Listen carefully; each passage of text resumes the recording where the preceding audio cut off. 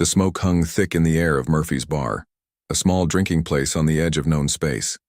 The planet Kepler 442b was not much to look at, just another rock where travelers stopped to refuel and rest. But tonight the bar was full of stories and old soldiers who had lived through things most beings could never imagine. Commander Zextai sat in the corner booth, his green scaled hands wrapped around a glass of bitter alien liquor. His yellow eyes moved slowly across the room, taking in the faces of other veterans.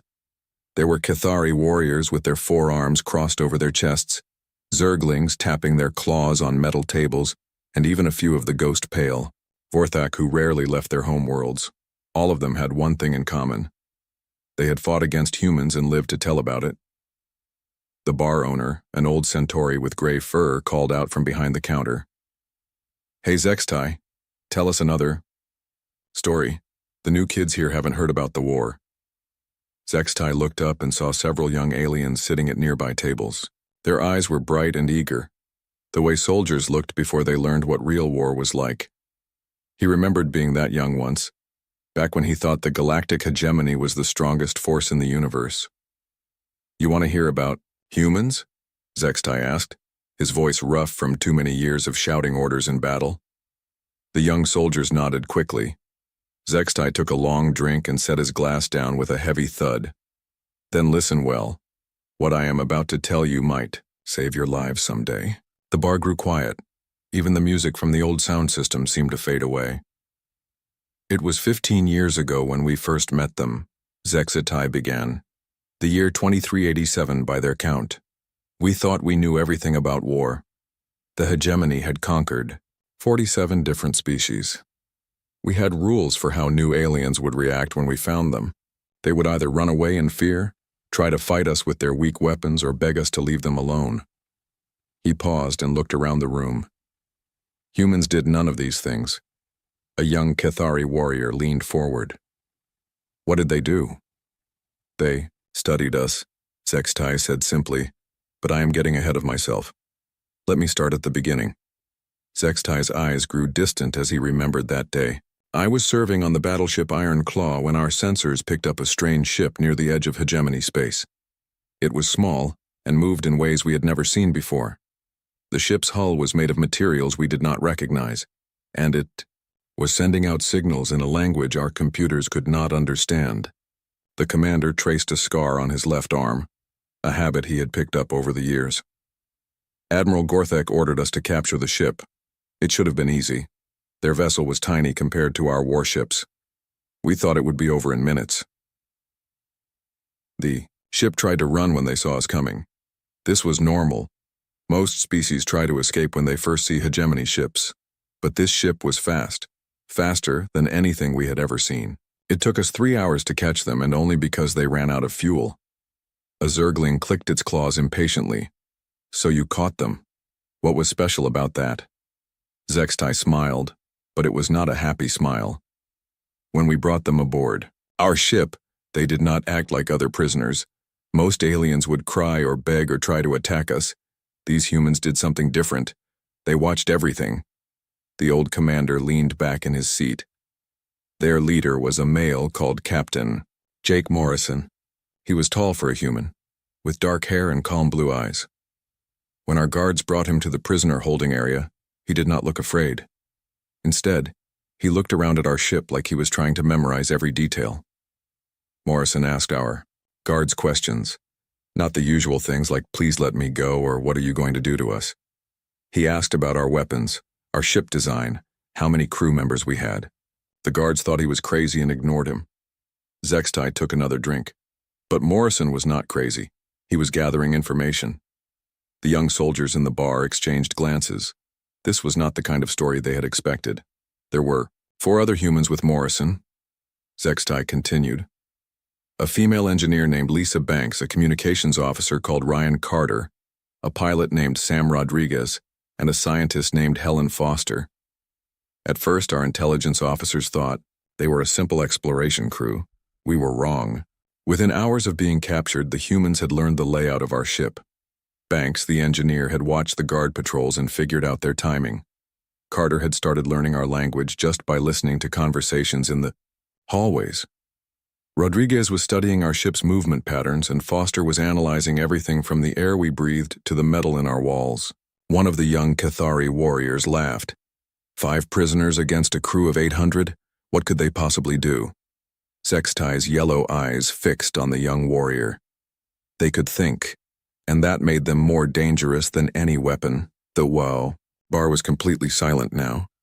Even the bartender had stopped cleaning glasses to listen. On the second day, Morrison requested a meeting with Admiral Gorthek. This was unusual, but the Admiral was curious about these strange new aliens. He agreed to see the human captain. Sextai paused, remembering that meeting. He had been there, standing guard behind the Admiral's desk. Morrison walked into the Admiral's office like he owned the place. He did not bow or show fear. Instead, he sat down in the chair across from Gorthek and smiled. A real smile, like he was meeting an old friend. The Admiral asked Morrison about his species and their technology. Standard questions for a new alien race. But Morrison turned the conversation around. He started asking Gorthek about hegemony military tactics, about our wars with other species, about our plans for expansion. Gorthek was amused. He thought he was dealing with a primitive creature who did not understand his situation. So he answered some of Morrison's questions. He even bragged about our recent victories. Sextai shook his head slowly. The Admiral had no idea he was being interrogated by an expert. Morrison listened to everything and asked follow-up questions that seemed innocent, but were not. By the end of the meeting, he had learned more about hegemony military structure than most of our own officers knew. The old commander looked around the room at the faces watching him. But that was not the strangest part. At the end of the meeting, Morrison thanked the Admiral for his time. Then he said something that still gives me chills. "What did he say?" asked a young Zergling. Morrison looked straight at Admiral Gorthek and said, "I hope we can work together, instead of fighting each other. War is expensive and peace is profitable for everyone." Then he stood up, shook the Admiral's hand like they were business partners, and walked back to his cell. Sextai finished his drink and signaled for another one. We thought Morrison was weak, trying to make deals instead of fighting. We did not understand that he was giving us a choice: work with humans or face the consequences. 3 days later, a rescue ship arrived. The young soldiers leaned forward eagerly, but Sextai held up a scaled hand. "That is a story for another night. But I will tell you this much: the rescue ship was not what we expected. And after that day, everything changed." The old commander stood up slowly, his joints creaking after too many years of war. "Remember what I have told you tonight. Humans do not fight like other species. They do not fight with honor or glory or rage. They fight to win, and they are very good at it." As Sextai walked toward the door, one of the young warriors called out, "Commander, why are you telling us this? Are you trying to scare us?" Sextai turned back, his yellow eyes reflecting the dim light of the bar. "I am trying to keep you alive, because if you ever face humans in battle, your only chance is to remember that they are always thinking 3 steps ahead of you." The door slid shut behind him, leaving the young soldiers to think about his words. Outside, the twin moons of Kepler 442b cast long shadows across the spaceport, where ships from a dozen different worlds sat waiting for dawn. The next evening, Commander Sextai returned to Murphy's bar. Word had spread about his story, and tonight the place was packed with soldiers from across the galaxy. They had come to hear more about the humans and their strange ways of war. Sextai took his usual seat in the corner booth and ordered his drink. The young warriors from the night before were there again, along with many others. Their faces showed curiosity mixed with doubt. Most of them still believed that strength and size mattered most in battle. "You came back for more stories," Sextai said, looking around the crowded room. "Good. Tonight I will tell you about the first time humans in the hegemony fought in real combat." A large Cathari warrior with scars covering his forearms spoke up. "Commander, yesterday you told us about prisoners asking questions. That is not fighting. When did the real war begin?" Sextai smiled his cold smile again. 3 days after, we captured Morrison and his crew. Their rescue ship arrived. But it was not really a rescue ship. It was a test. The old commander took a sip of his drink and continued. The ship that came for the humans was called the Liberty Bell. It was smaller than our smallest patrol vessel, with only 12 crew members. Their captain was a female named Carol Martinez. When she contacted us, she did not demand the return of their people or threaten us with war. Instead, Captain Martinez made a formal request. She wanted to invoke the ancient laws of trial by combat to determine the fate of her crew members. This was an old tradition that most species had forgotten, but it was still part of hegemony law. A young Zergling clicked his claws in confusion. Trial by combat? They wanted to fight us one-on-one? That is exactly what they wanted, Zextai replied. And Admiral Gorthek thought it was the funniest thing he had ever heard. Here was a tiny species that had just discovered space travel, challenging the mighty hegemony to single combat. The bar grew quiet as everyone leaned in to listen. The Admiral accepted the challenge immediately. He thought it would be good entertainment for the crew. According to the old laws, each side would choose one champion to fight on a neutral location. The winner would decide the fate of both groups. Zextai paused to let this sink in. The Admiral chose Gorthak the Destroyer as our champion. Gorthak was the largest and strongest warrior in the hegemony fleet. He stood 9 feet tall and weighed as much as 3 normal beings. His skin was like armor and his forearms could crush steel. He had never lost a fight. The soldiers in the bar nodded approvingly. They knew of Gorthak's reputation. We expected the humans to send their biggest male. Morrison was tall and looked strong. But when the day of combat arrived, the humans surprised us again. Zextai's voice grew soft as if he was sharing a secret. They sent a female. Her name was Sergeant Amy Rodriguez. She was small, even for a human. Maybe 5.5 feet tall and weighing perhaps 130 pounds. She looked like a child compared to Gorthak. Several aliens in the bar laughed, but Zextai held up his hand for silence. We thought the humans had given up. They were sending someone to die quickly so the rest of them could surrender with honor. Even Captain Martinez looked calm, like she expected this outcome. The combat was set to take place on Titan 7, a small moon with low gravity and rocky terrain. Both fighters were allowed to bring basic weapons but no powered armor or energy shields. It was supposed to be a test of natural fighting ability. Zextai closed his eyes for a moment, remembering that day. I was there, along with 100 other hegemony officers. We wanted to watch our champion destroy this tiny human female. The fight was being broadcast to both fleets. When Rodriguez stepped onto the fighting ground, she looked around carefully. She was not looking at Gorthak. She was studying the rocks, the gravity, the lighting, everything about the environment. Gorthak just stood there, flexing his muscles and roaring challenges. The fight began with a sound from the referee's horn. Gorthak charged forward like a wild beast, his forearms reaching out to grab Rodriguez and crush her. He was fast for his size, but Rodriguez was already moving. The old commander leaned forward, his voice growing intense. What happened next changed everything we thought we knew about combat. Rodriguez did not try to meet Gorthak's charge or run away from it. Instead, she used the moon's low gravity to her advantage. She jumped higher than any of us thought possible and landed on a rocky outcrop above Gorthak's head. Before Gorthak could turn around, Rodriguez had kicked loose a pile of stones. They fell on his head and shoulders, not doing much damage but confusing him. While he was brushing off the rocks, she jumped down behind him and struck at the back of his knee with a metal rod. Gorthak spun around with a roar of anger, but Rodriguez was already gone. She had rolled away and was climbing up another rock formation. She was using the terrain like it was part of her body. A young Vorthak warrior spoke up, his pale face showing confusion. But how could such a small being defeat a champion like Gorthak? Surely size and strength matter in combat. Zextai nodded slowly. That is what we all thought. But Rodriguez was not trying to overpower Gorthak. She was trying to outsmart him. Every move she made had a purpose. She was not just fighting one battle. She was fighting 10 battles ahead. For 20 minutes, Rodriguez led Gorthak around the fighting ground like she was training a pet. She would appear from behind a rock, strike at his legs or arms, then disappear before he could respond. Each attack was small, but they added up. Gorthak grew frustrated and angry. he started making mistakes. He would charge at Rodriguez and miss, crashing into rocks. He would swing all four arms at once and lose his balance. Rodriguez never looked tired or worried. She looked like she was working, doing a job that needed to be done. The soldiers in the bar were completely silent now, hanging on every word.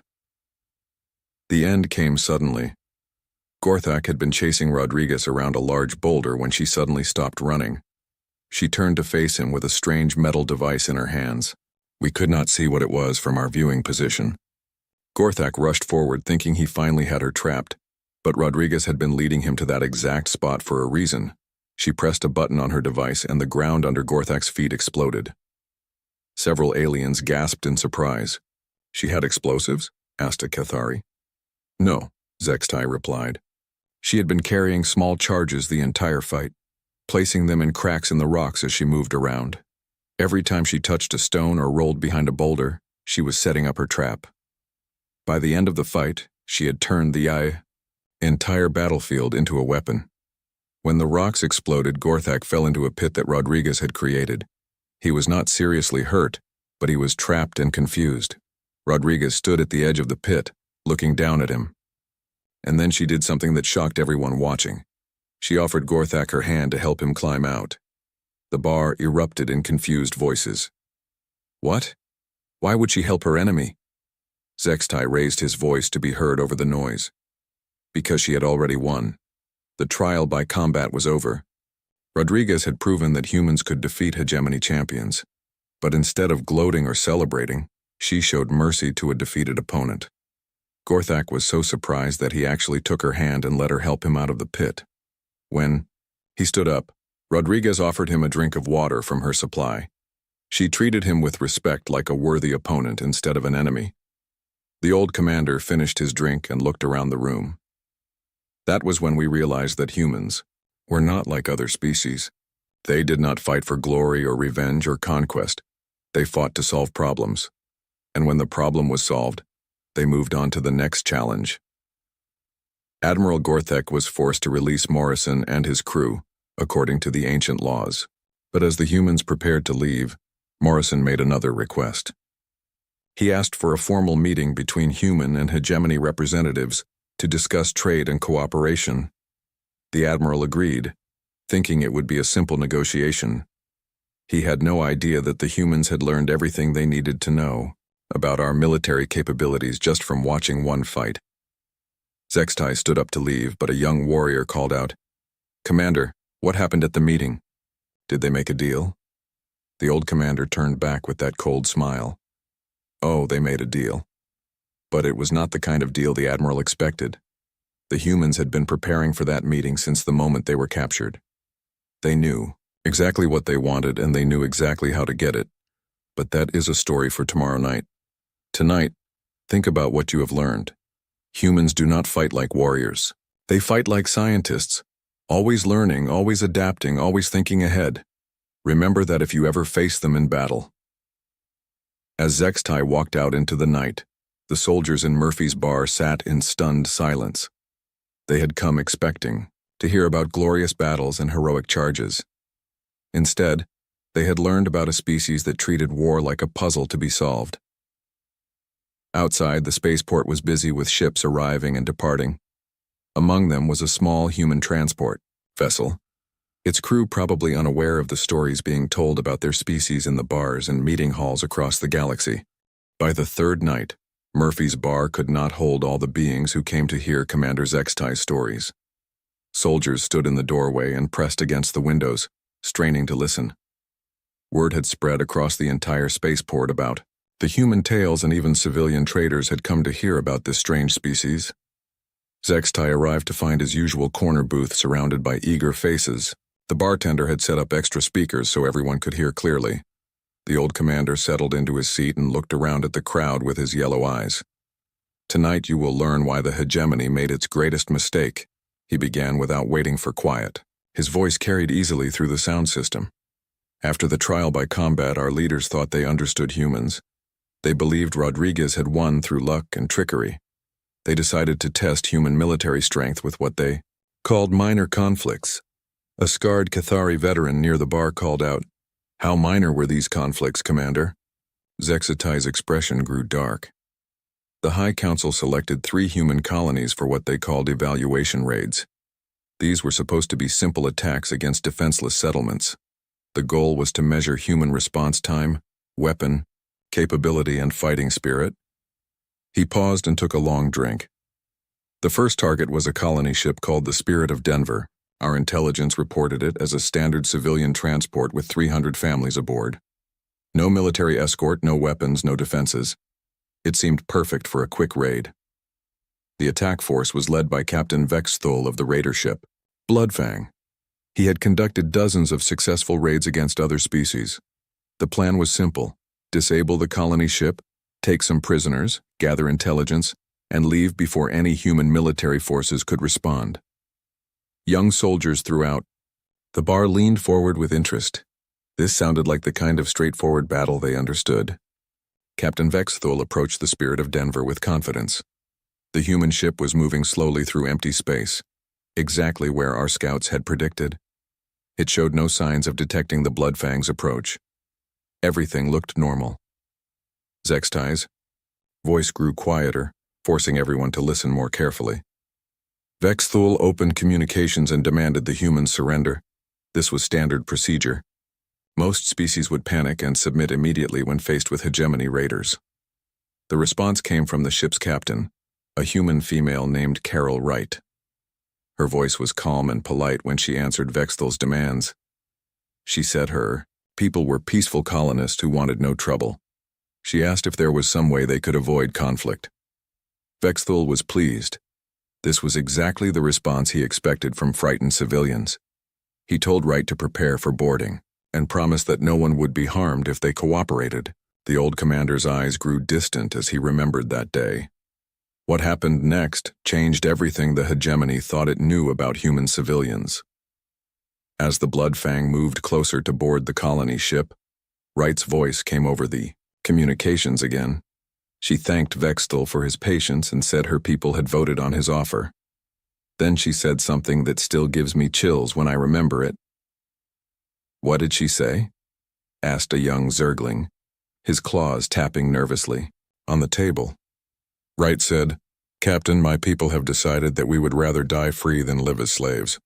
We're sorry it has to be this way." Then she cut the communication channel. Zexatai looked around the crowded bar.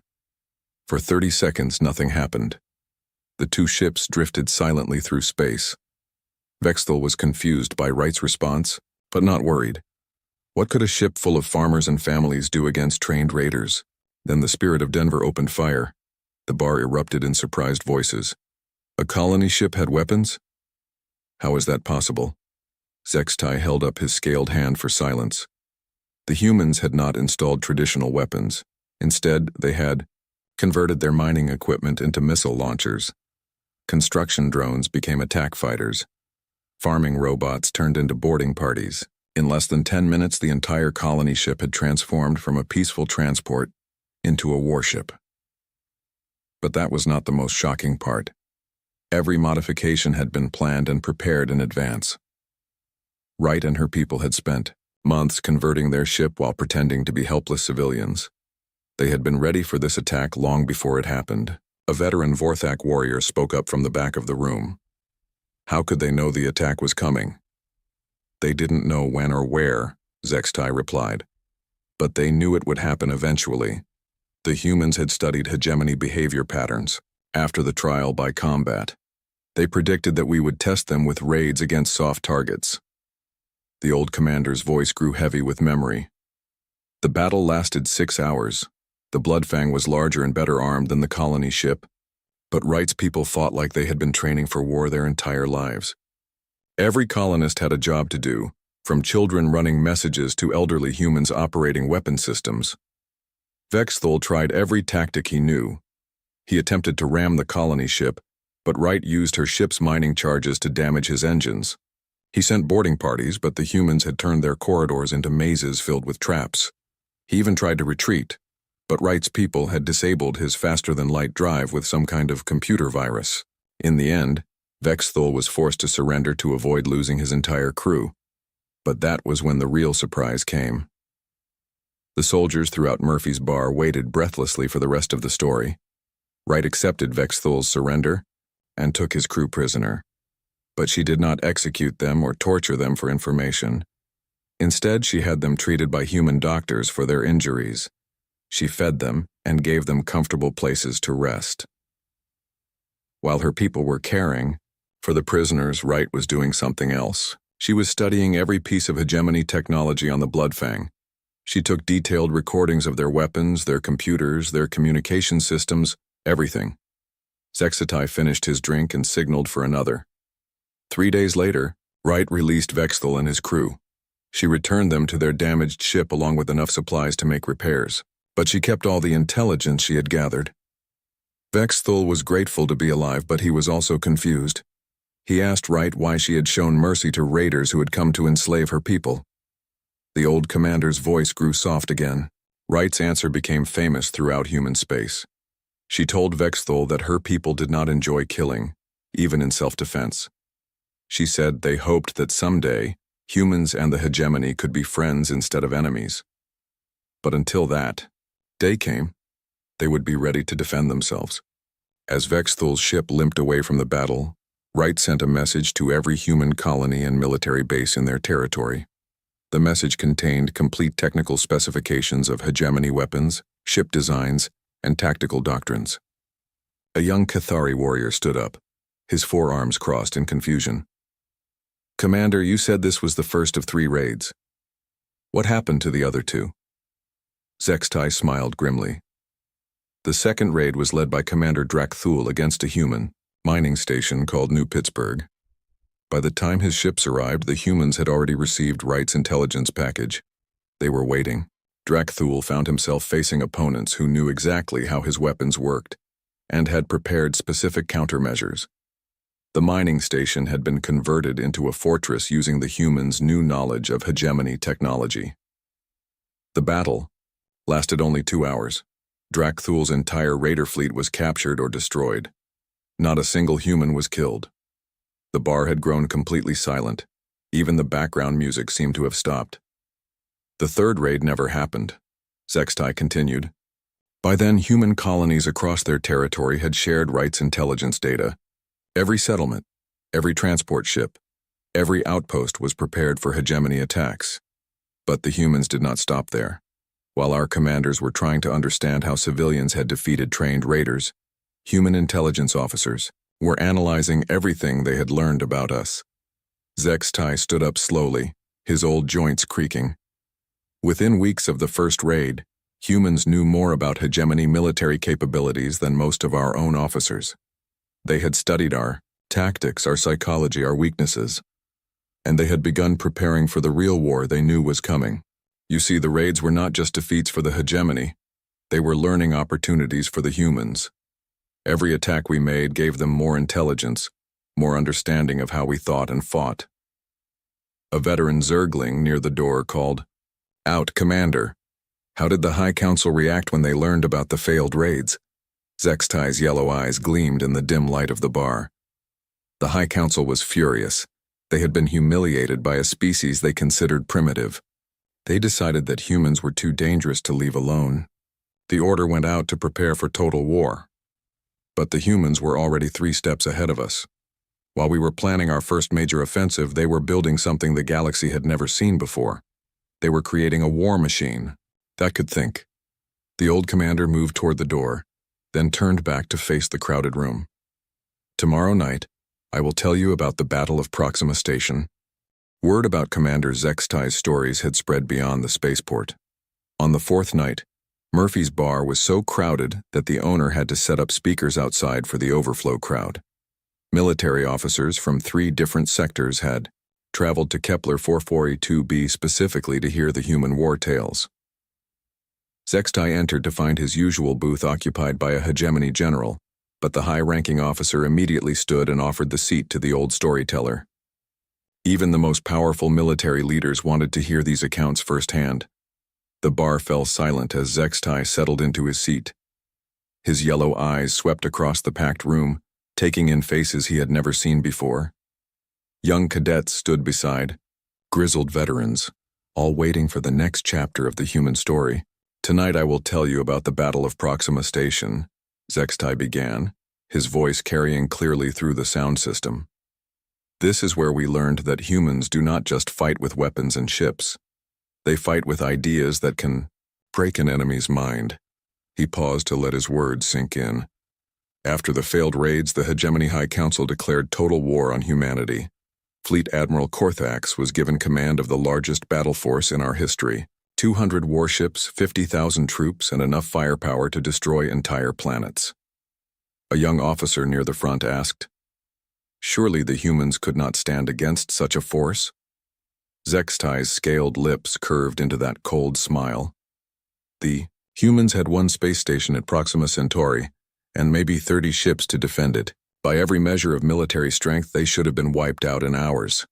But Admiral Korthax was not fighting normal opponents. He was facing Colonel Dan Murphy and the Human Defense Force. Murphy had been expecting this attack for months, and he had prepared something special for the Hegemony fleet. The old commander took a sip of his drink. When our massive fleet arrived at Proxima Station, Murphy opened communications immediately. This surprised Korthax, who expected the humans to either run away or fight desperately. Instead, Murphy wanted to talk. Murphy appeared on the main screen of Korthax's flagship. He was a middle-aged human with gray hair and calm blue eyes. He looked like someone's grandfather, not a military commander facing impossible odds. Korthax demanded the station's immediate surrender. Murphy listened politely, then made a counter-proposal.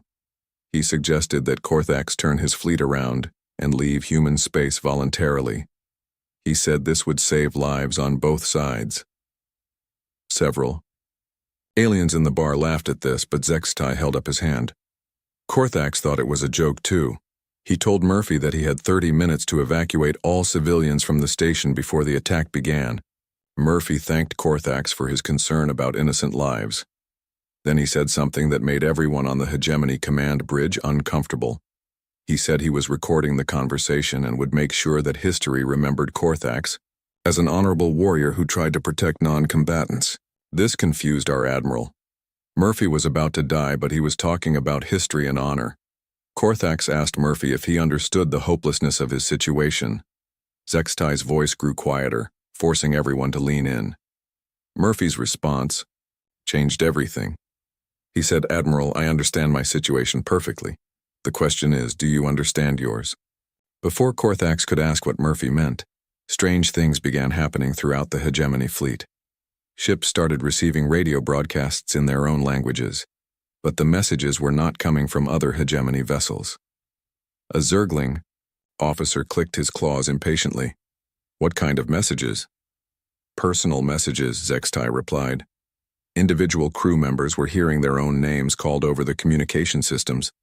The broadcast contained information about their families, their home planets, their personal histories, information that should have been impossible for humans to obtain. Captain Nicole Barnes, Murphy's intelligence officer, had spent months studying every alien species in the galaxy. She knew how different races thought, what they feared, what motivated them, and she used that knowledge as a weapon. The old commander's eyes grew distant as he remembered that terrifying day. The Zergling crews heard voices speaking to them as individuals, not as parts of the hive mind. This drove many of them to panic and confusion. The Cathari warriors received challenges to single combat from humans they had never met. But the challenges included personal insults about their honor and fighting ability. The Vorthak crews heard human children singing lullabies in perfect Vorthak language. This sounds harmless, but Vorthak considered children's voices to be sacred. Hearing them used in war was deeply disturbing to their religious beliefs. A pale Vorthak veteran in the back of the bar nodded grimly. Psychological warfare. But how did they learn so much about our cultures? The same way they learned everything else, Zextai answered. They studied us. During the months after the failed raids, human intelligence agents had been gathering information about every species in the Hegemony. They interviewed refugees, analyzed our public broadcasts, even studied our art and literature. But the broadcasts were just the beginning. As the Hegemony fleet prepared to attack, Murphy implemented what he called Protocol Omega. This was a battle plan unlike anything the galaxy had ever seen. Zextai finished his drink and immediately signaled for another. The human ships did not form battle lines or charge at our fleet. Instead, they scattered in all directions, moving in patterns that seemed random. Our tactical computers could not predict their movements or target them effectively. Admiral Korthax ordered the attack to begin anyway. Our ships opened fire with everything they had, but the humans were never where our weapons expected them to be. They moved like they could read our minds. That is when we realized that Murphy's people were not just dodging our attacks. They were studying them. Every shot we fired gave them more information about our weapons, our targeting systems, our tactical thinking. The bar was completely silent now, hanging on every word. After an hour of missing their targets, some of our ship captains began to panic. The stress of the psychological broadcast combined with their inability to hit the enemy was breaking down military discipline. That is when Murphy sprung his real trap. The human ships suddenly stopped running and turned to attack, but they were not attacking our strongest ships. They were targeting the vessels whose crews were most affected by the psychological warfare. Captain Barnes had identified which ships contained the most vulnerable crew members. The humans hit these vessels with precise, devastating attacks while continuing their psychological broadcasts to the rest of the fleet. Zextai's voice grew heavy with memory. Ship after ship began to surrender or retreat without orders, not because they were beaten in battle, but because their crews could not handle the mental pressure of fighting an enemy that seemed to know everything about them. Admiral Korthax tried to maintain order, but Murphy had anticipated this too. Every time Korthax issued a command, the humans would broadcast a prediction of what that command would be. They would announce his orders before he gave them. Young Cathari warrior stood up, his forearms shaking with emotion. How could they know what our admiral was thinking? Because they had studied him, Zextai replied simply. Murphy's intelligence team had analyzed every battle Korthax had ever fought. They knew his patterns, his preferences, his weaknesses. They could predict his decisions because they understood how his mind worked. The final blow came when Murphy offered individual surrender terms to each ship in our fleet. Not general terms for everyone, but specific deals tailored to each crew's needs and fears. The Zergling ships were promised that individual crew members would be allowed to maintain their personal identities. The Cathari were offered the chance to face human warriors in honorable single combat. The Vorthak were guaranteed that their religious practices would be respected. Within 6 hours, half of the hegemony fleet had accepted Murphy's surrender terms. They were not defeated by superior firepower or better tactics. They were defeated by an enemy that understood them better than they understood themselves. Zextai stood up slowly, his old joints protesting. Admiral Korthax was forced to retreat with what remained of his fleet. The largest military force in hegemony history had been broken not by human weapons, but by human knowledge. But the most disturbing part came after the battle. Murphy contacted Korthax directly and invited him to a private meeting. Our admiral expected threats or demands for reparations. Instead, Murphy offered Korthax medical treatment for his crews and safe passage home. He also gave the admiral a complete recording of the battle, along with detailed analysis of what had gone wrong and how it could have been avoided. The old commander moved toward the door, then turned back to face the crowd. Murphy told Korthax that humans did not want to destroy the hegemony. They wanted to understand us. He said that understanding was the first step toward peace. The admiral asked Murphy why he was being so generous to a defeated enemy. Murphy's answer became famous throughout both human and hegemony space. Zextai paused at the doorway. Murphy said, "Admiral, we fought this battle not to prove we could beat you, but to prove that we don't have to." By the 5th night, Murphy's bar could no longer contain the crowds that came to hear Commander Zextai's final story. The owner had set up a large screen outside the building, and hundreds of beings gathered in the spaceport plaza to listen. Military commanders, civilian traders, and even some diplomats had arrived from across the sector. Zextai walked through the crowd slowly, his yellow eyes taking in faces from dozens of different species. Many were veterans who had fought in the war he was describing. Others were young beings who had grown up in the peace that followed. All of them wanted to hear how the story ended. Inside the bar, a special table had been set up near the front for senior military officers. The bartender had brought out his finest liquor for the occasion. Everyone knew this would be the last night of stories, and no one wanted to miss it. Zextai took his seat and looked around the packed room. Outside, the crowd pressed close to the windows and speakers. The old commander had never imagined that his memories would draw such attention. "Tonight I will tell you about the end of the war," he began, his voice carrying clearly through the sound system. "This is the story of the Battle of Edge Nebula, where the hegemony and humanity met for the final time as enemies." The crowd fell silent immediately. Even the background noise from the spaceport seemed to fade away.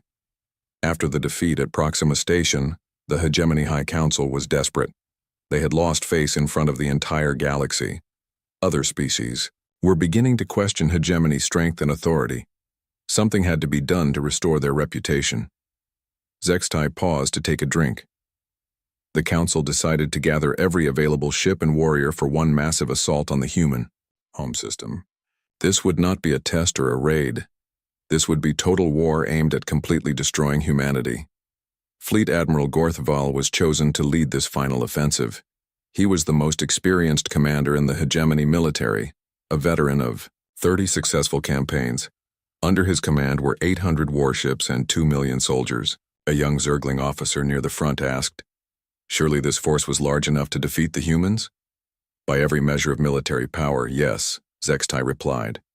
The human fleet was much smaller, maybe 200 ships under the command of Fleet Admiral Rebecca Stone. On paper, it should have been a massacre. But Admiral Stone was not just any human commander. She had been studying hegemony tactics for years, ever since the first contact with Captain Morrison. She knew exactly how we thought, how we fought, and most importantly, how we made mistakes. The old commander's voice grew thoughtful. The battle took place in the Edge Nebula, a region of space filled with gas clouds and radiation that interfered with sensors and communications. Gorthval chose this location because he thought it would prevent the humans from using their superior coordination and intelligence sharing. He was wrong. Stone had been preparing for this battle in this exact location for months. Her people knew every gas cloud, every radiation field, every hiding place in the nebula. They had turned the entire battlefield into their home territory. Zextai looked around the room at the faces watching him. When the two fleets met, something unprecedented happened. The humans did not try to avoid battle or negotiate. Instead, Admiral Stone opened communications and made an announcement that shocked everyone. "What did she say?" asked a Vorthak veteran, his pale face leaning forward with interest. Stone told Gorthval that she respected him as a warrior and understood that he was following orders from his government. She said that many humans considered him an honorable opponent. Then she offered him one final chance to end the war without more bloodshed. Gorthval was insulted by this offer. He had come to destroy humanity, not to make peace with them. He told Stone that surrender was the only option he would accept. Stone listened to his response calmly, then said something that became famous throughout human space. She told Gorthval, "Admiral, I understand your position, but I want you to understand mine. We did not choose this war, but we will finish it." The bar was completely quiet now. Even the sounds from outside seemed muted. The battle began with the largest space engagement in galactic history. 800 hegemony ships against 200 human vessels.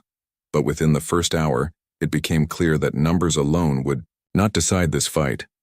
The human ships moved through the nebula like they had been born there. They appeared out of gas clouds to strike at hegemony formations, then disappeared before return fire could reach them. Every attack was precisely planned and perfectly executed. Zextai's voice grew heavy with memory. But this was not just another human victory through superior tactics. This was something different. Stone's people were not just trying to win the battle. They were demonstrating everything they had learned about warfare. Every ship in the human fleet fought like it knew exactly what every other ship was doing. They shared information instantly, adapted to changing conditions immediately, and supported each other perfectly. It was like watching a single organism, with 200 bodies. Admiral Gorthval tried every strategy he knew. He divided his fleet to attack from multiple directions, but the humans predicted and countered every move. He concentrated his forces for massive attacks, but the humans scattered his formations with precision strikes. A Cathari general stood up, his forearms crossed in confusion. "Commander, how could so few ships defeat so many? What weapon did the humans use?" "Knowledge," Zextai replied simply. The humans had spent years studying not just our technology and tactics, but our psychology, our culture, our very nature.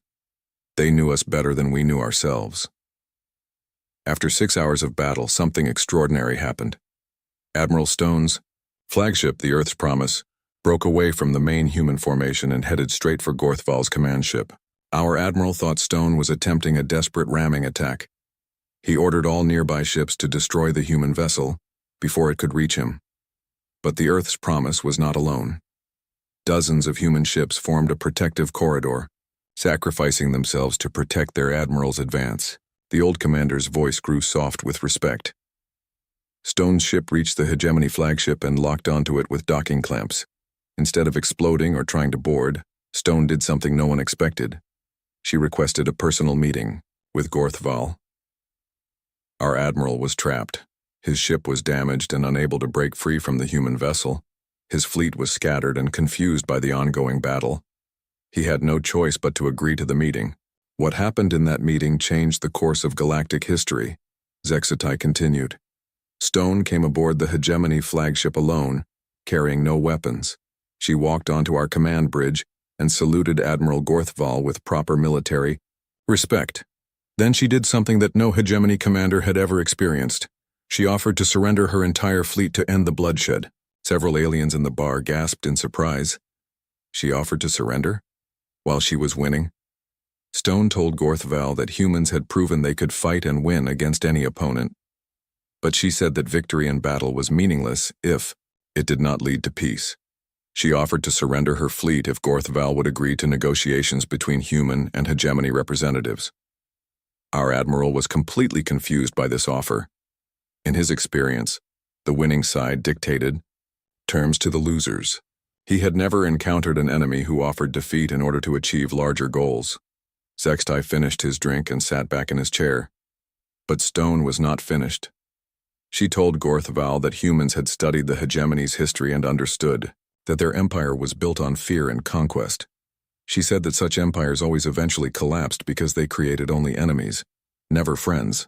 Then Stone made her final offer. She proposed that humans and the Hegemony work together to build something better. Not an empire based on conquest, but an alliance based on cooperation and mutual benefit. Admiral Gorthval asked Stone why humanity would want to ally with former enemies. Her answer ended the war. The old commander looked around the packed bar, his yellow eyes reflecting the dim lights.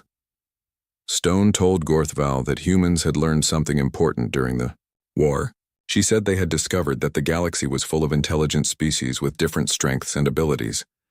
No single species, not even humans, could survive and thrive alone. She said that humans wanted to learn from other species, to share knowledge and resources, to explore the universe together. The war had taught them that diversity was strength, and cooperation was more powerful than conquest. Admiral Gorthval was silent for a long time after Stone finished speaking.